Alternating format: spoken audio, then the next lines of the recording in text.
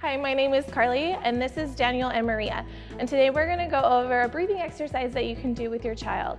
All you need is a straw, a cup, and some soap. You're going to put the soap in the cup and then have your child blow bubbles with the straw. So what you're going to do is you're going to remind them not to suck in so no bubbles go into their mouth. Once they place their mouth over the straw, they're going to blow slowly to try to make as many bubbles as possible.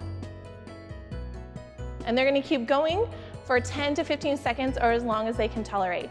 And then when it's too much, they will come back and take a breath without taking a breath on the straw.